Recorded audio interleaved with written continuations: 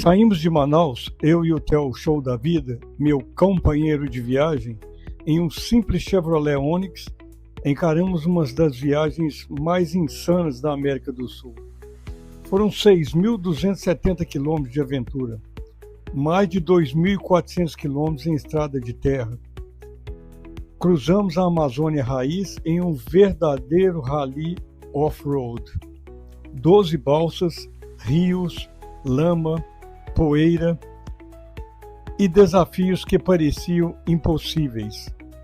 Passamos pelo Pará, Amapá, Guiana Francesa, Suriname, Guiana e Roraima.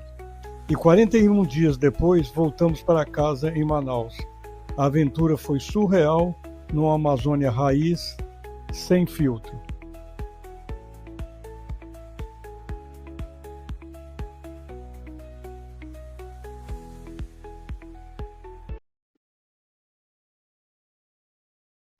Esse foi o nosso roteiro pela Amazônia e pelo extremo norte da América do Sul. Saímos de Manaus, seguimos para Humaitá e Apuí, no Amazonas. Entramos no Pará, passando por Jacareacanga, Itaituba, Santarém, Prainha e Almerim. Depois cruzamos para o Amapá, entramos em Laranjal do Jari, Macapá e Oiapoque. Dali, atravessamos as fronteiras da Amazônia Internacional. Fomos para Cayena, na Guiana Francesa, Paramaribo, no Suriname, e Georgetown, na Guiana. Na volta, cruzamos Roraima por Boa Vista e, depois de milhares de quilômetros de aventura, retornamos para nossa casa em Manaus, Amazonas.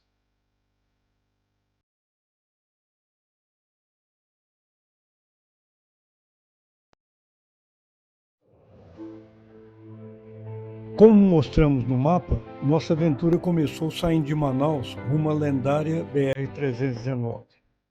Logo de cara, já encaramos a primeira balsa, saindo de Manaus, atravessando o Rio Negro até chegar ao distrito de Careiro Castanho. Dica importante: de Careiro Castanho até o distrito de Careiro são cerca de 125 quilômetros.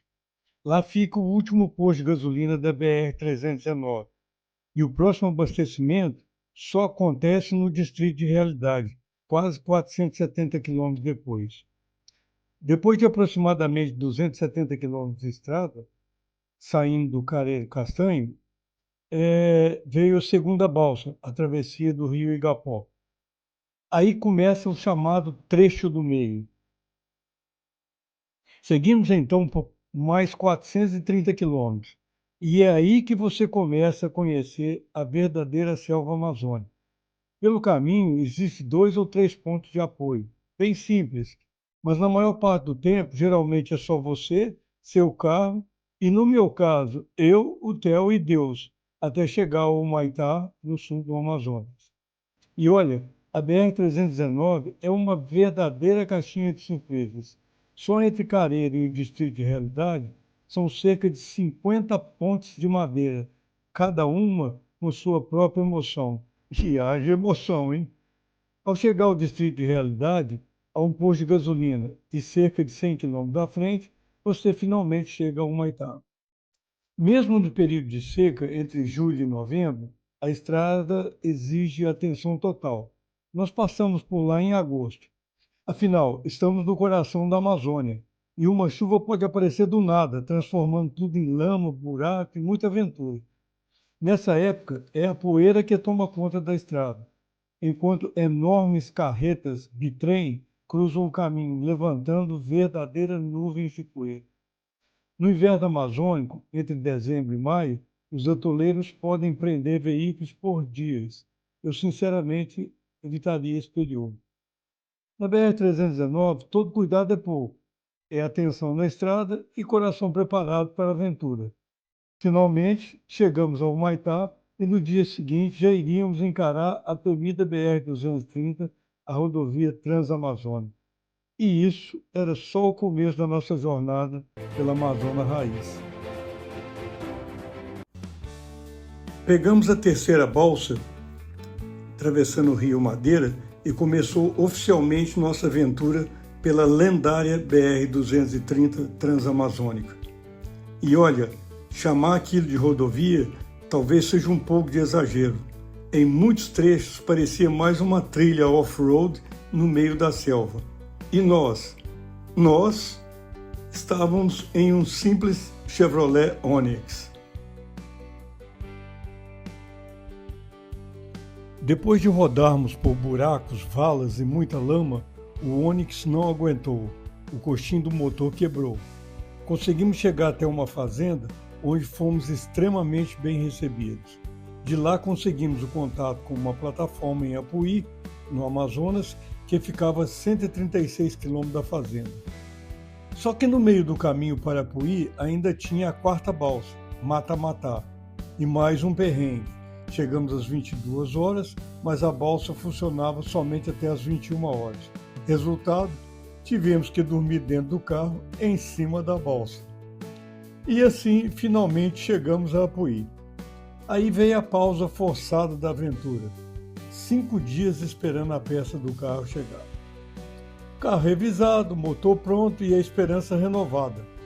Partimos rumo a Jacareacanga, no Pará. Só que antes mesmo de sair já veio o aviso. A estrada até Jacareacanga está horrível. E claro, nós fomos mesmo assim, não tinha outra alternativa. Rodamos cerca de 100 quilômetros, pegamos a quinta balsa e atravessamos o rio Sucunduri. Detalhe, chegamos às 11h45 para atravessar e tivemos que esperar até às 13h30, hora do almoço. Mais uma. Na nossa frente havia apenas pontes de madeira, estrada de terra, lama, poeira e selva para todos os lados. Depois de muita poeira, buracos e emoção, passamos horas sacolejando pela estrada. Aí veio a parte boa da rodovia. A estrada estava tomada por gado e o Theo se esbaldou conhecendo pela primeira vez um monte de vacas bem pertinho dele. Deu para ver que ele ficou maravilhado. Finalmente chegamos à divisa dos estados do Amazonas e Pará e seguimos pela rodovia transamazônica, que poderia facilmente se chamar trilha hard off-road. Continuamos a nossa trilha e o Theo ficou curtindo um monte de gado que estava no pasto, uma experiência totalmente nova para ele. Chegamos em Jacareacanga já no começo da noite. Descansamos, mas certo de uma coisa: o melhor ou o pior ainda estava por vir. Ao sair de Jacareacanga, onde fomos recebidos com muito carinho, todos diziam que o trecho até Itaituba era a pior parte da Transamazônica. E realmente era. Sem dúvidas, uma experiência mais extrema da minha vida ao volante. Foram quilômetros e mais quilômetros de lama, buracos, valas enormes, pontes improvisadas e muita adrenalina. Mas, ao mesmo tempo, uma natureza simplesmente surreal. Selva intocada, rios gigantes, uma Amazônia raiz de verdade, daquelas que ficam marcadas para sempre na memória. E, claro, com a parada para o Theo fazer suas refeições, curtindo o barulho da selva amazônica.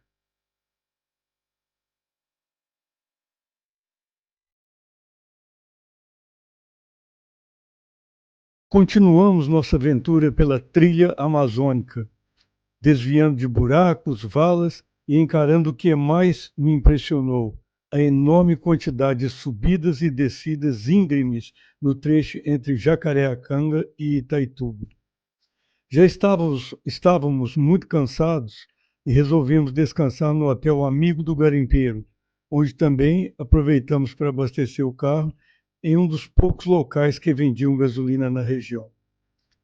Foram aproximadamente 1.050 quilômetros de off-road entre Humaitá e Itaituba, uma experiência inesquecível para mim e para o Theo, meu companheiro show da vida, que ficará eternizada nas nossas memórias.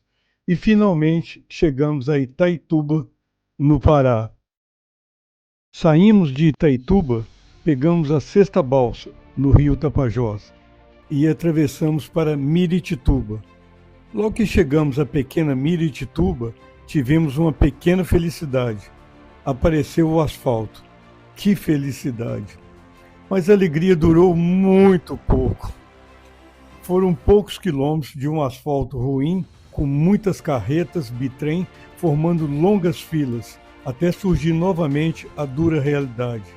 Trilhas quase intransitáveis e uma quantidade enorme de caminhões, com até tratores na pista abrindo caminho até chegarmos a Rurópolis, no Pará, quando tínhamos a esperança de finalmente voltar ao asfalto. E realmente aconteceu, mas o asfalto tinha mais buracos do que propriamente pista. Inacreditável! E ufa! Finalmente chegamos a Santarém, no Pará. Tivemos uma pequena pausa para respirar, ou melhor, para o Theo fazer novos amigos. Depois de dias encarando estradas que mais pareciam trilhas de rally, Santarém foi quase um spa amazônico para nós. Descansados, pegamos a 7ª balsa, atravessando o gigantesco rio Amazonas, e chegamos em Santana do Tapará e seguimos em direção ao distrito de Vista Alegre do Cupim. O plano era simples: descansar, sair de Cupim e pegar a balsa, atravessar o rio Paru, rodar 100 km e chegar em Laranjal do Jari. Só que na Amazônia, os planos podem mudar muito rápido e logo recebemos a notícia de que a estrada estava praticamente intransitável, nem com 4x4. E como nosso guerreiro Chevrolet Onix era apenas 4 por nada, achamos melhor não desafiar a natureza. Então nos mudamos completamente a rota e seguimos em direção à prainha no Pará. E vou te falar, uma das coisas mais importantes em viagem assim é saber a hora de insistir e a hora de recuar. Madrugamos para pegar a 8ª balsa rumo a Almerim. A travessia duraria aproximadamente 6 horas pelo rio Amazonas. Quando a balsa chegou, veio o susto. Ela estava lotada. Tinha de tudo. Parecia impossível caber mais alguma coisa. Mas valeu muito a pena, porque conseguimos ver de perto a verdadeira vida ribeirinha da Amazônia. Algo que marcou profundamente nossa viagem. A balsa seguia pelos furos do rio Amazonas, enquanto pequenos barcos se aproximavam, trazendo de um tudo. Foi incrível assistir a Amazônia raiz diante dos nossos olhos. Para eles, apenas uma simples rotina. Sem dúvidas, uma experiência única. Ao chegarmos em Almerim, tomamos outro susto. O Onix estava quase raspando na rampa da balsa. Sinceramente, até hoje não sei como conseguimos colocar o carro ali dentro, mas chegamos com o coração cheio de felicidade por viver de perto a simplicidade e as experiências do povo ribeirinho do Pará. Depois de desembarcar em Almerim, o Theo tirou um cochilo rapidinho, e aí nós demos um pequeno rolê pela cidade simples e bonitinha, abastecemos o carro e seguimos viagem. E aí vieram novamente as trilhas da Amazônia, agora pela PA 473. Lama, poeira, pontes sinistras, buracos e muito desafio pela frente. Seguimos encarando tudo isso, mas também aproveitando as paisagens incríveis que só a Amazônia pode oferecer, até finalmente chegarmos a Monte Dourado, no Pará, onde conseguimos um hotel legal para descansar. No dia seguinte, encaramos mais uma travessia, a 9ª balsa da aventura, atravessando o rio Jari até chegar em Laranjal do Jari, no estado do Amapá. E cada nova balsa parecia abrir as portas para uma Amazônia diferente. Theo, como sempre, conquistando corações pelo caminho. Pegamos então a BR-156 rumo a Macapá, e novamente pontes de madeira em estado bem ruim, poeira, lama, uma estrada com muitas subidas e descidas íngremes, mas para nossa surpresa, quase sem buracos e sem costelas. Passamos por vários lugarejos e o tempo estava muito legal, e do nada cai aquele temporal, o que é bem previsível na nossa Amazônia. Vimos algumas balsas nos rios carregadas de madeira, o que é normal na região. Theo começou a ficar cansado e deu aquela apagada. No quilômetro 280 fizemos uma parada obrigatória, o famoso Monumento Marco Zero. literalmente o meio do mundo. Seguimos em frente e chegamos em Macapá, onde finalmente conseguimos descansar por alguns dias. Demos um rolê pela cidade, mas depois de tantos quilômetros encarando trilhas amazônicas, pedras, poeiras, buracos, veio mais um perrengue. O para-brisa acabou quebrando no meio da aventura. E a nova missão era clara: trocar o para-brisa do Onix. Fomos extremamente bem recebidos pelo proprietário, o Sr. Portela, que providenciou toda a troca. Nosso Onix, guerreiro, pronto novamente, fomos conhecer alguns pontos turísticos de Macapá. E o Theo acabou fazendo sucesso com a galera que estava visitando a fortaleza de São José de Macapá. O Theo tinha outra prioridade muito importante. Depois de tanta poeira, lama e estrada de terra, ele precisava urgentemente de um banho em um pet shop. Theo saiu renovado, cheiroso e feliz da vida. Energias recuperadas, partimos rumo a Oiapoque, o extremo norte do Brasil. E logo que saímos de Macapá, o Theo já começou a tirar outra soneca. Já sabíamos que ainda enfrentaria mais alguns trechos de estrada de terra, mas a cada quilômetro aumentava a sensação de que estávamos vivendo algo realmente único. Depois de passar por inúmeras pontes, encarar mais lama e terra, finalmente chegamos a Oiapoque, completando uma aventura surreal pelo coração da Amazônia brasileira. Foram dias intensos, vivemos perrengues, desafios e momentos de tensão até chegarmos a Oiapoque, mas também conhecemos pessoas incríveis e culturas diferentes. Já do outro lado do rio estava a Guiana Francesa. Saímos de Oiapoque e finalmente atravessamos a ponte binacional franco-brasileira. Claro que fizemos aquela paradinha para fotos na França, né? E ali começava uma nova fase da aventura. Fomos avisados que não precisava de visto para entrar na Guiana, mas na imigração a primeira coisa que pediram foi justamente o visto. Se não tivéssemos, não entraríamos. Seguimos para a aduana e o carro foi liberado. Não pediram a documentação do Theo. Ele entrou praticamente como cidadão francês. Seguimos rumo à capital Caiana. Ficaram para trás quilômetros de lama, poeira, buracos e trilhas amazônicas para dar lugar a estradas perfeitas, asfaltos impecáveis e uma sinalização digna de filme europeu. Chegamos a Caiana para ficar apenas alguns dias e depois seguir para o Suriname, porque gastar em euro ninguém merece, né?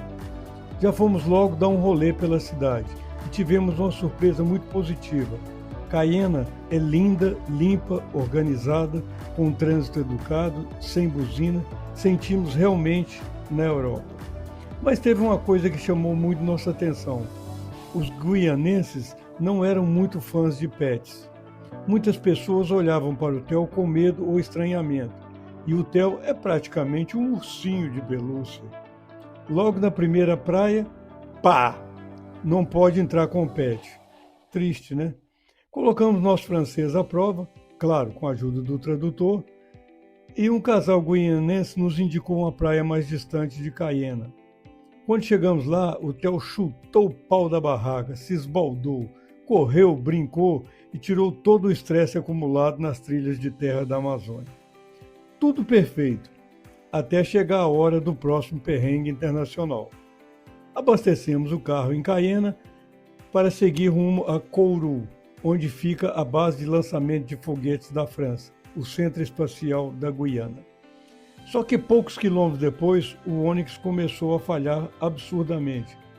Rodamos aproximadamente 60 quilômetros e aí começou um dos maiores perrengues da viagem. Encontramos uma oficina e veio o diagnóstico. O Onix tinha sido abastecido com diesel, tudo por causa da confusão entre os nomes. Em francês, diesel é gasóleo e em inglês, gasolina é gasoline. Resultado, ficamos cerca de 6 horas na oficina até tudo ser resolvido. Mas aí veio mais um novo perrengue.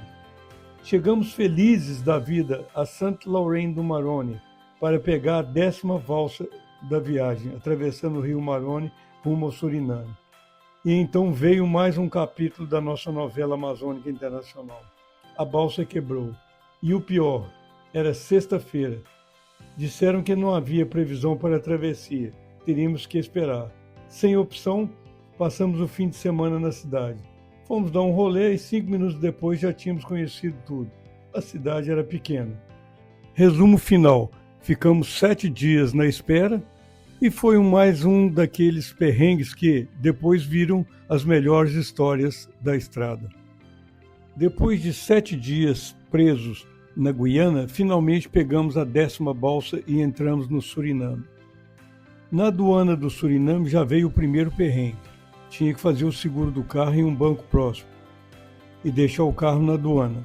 Veio o pior, calor intenso. Como de costume, deixei o Theo no carro com o ar ligado e pensei, segura aí que vai ser rapidinho. Qual nada, demorei quase 4 horas. Na minha mente só tinha o Theo sozinho no carro. Quando retornei foi cena de filme. O Theo chorou, latiu, pulou, me lambeu inteiro. Tudo resolvido, pegamos a estrada e chegamos em Paramaribo. Fomos logo dar um rolê pela cidade. E Paramaribo foi uma das maiores surpresas da viagem. A cidade é um verdadeiro encontro de culturas. Africanos maruns, indianos, javaneses, chineses, indígenas, brasileiros e descendentes de holandeses. Uma mistura impressionante de povos, culturas e religiões convivendo em harmonia. O maior exemplo disso, uma sinagoga literalmente ao lado de uma mesquita. Passeamos bastante pela cidade e o Theo parecia completamente em casa.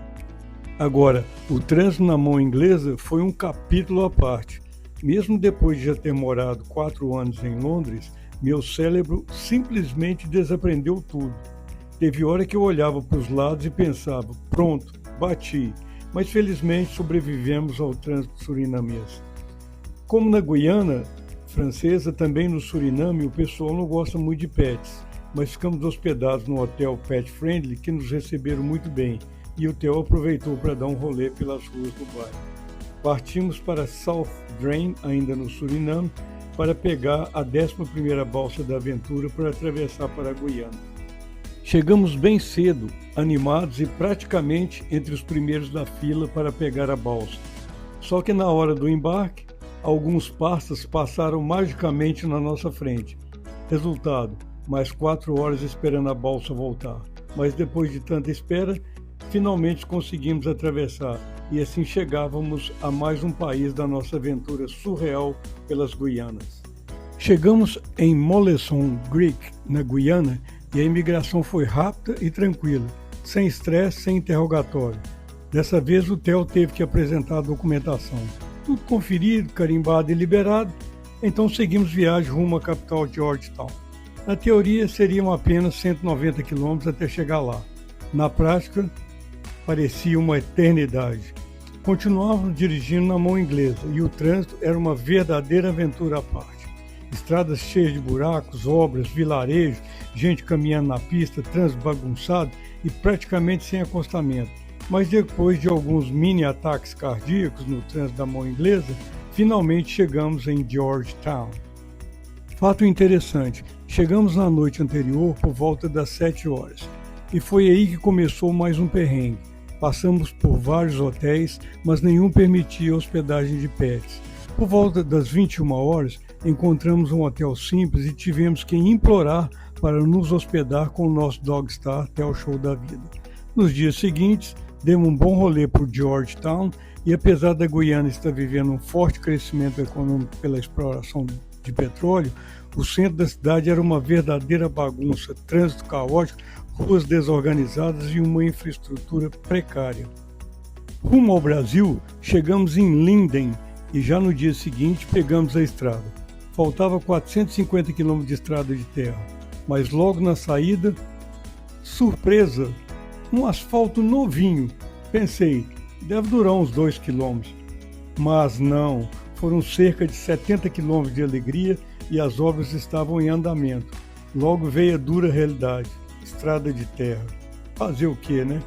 Hora da parada para o banquete do Theo em plena selva. Aí, enquanto ele comia, resolvemos apreciar a beleza da floresta amazônica guianense, natureza exuberante. Já de bucho cheio, o Theo resolveu tirar uma soneca. Continuamos pela estrada de terra, Passamos por um posto policial, mas não solicitaram nada e seguimos em frente. Finalmente chegou o que tanto almejávamos, a 12ª e última balsa para atravessar o rio Essequibo. Este rio é aquele que a Venezuela queria tomar da Guiana. Já tínhamos reservado um hotel logo após atravessar o rio para descansarmos. Na nossa cabeça, depois de tantos dias de aventura, teríamos uma noite confortável em uma super suíte no meio da floresta.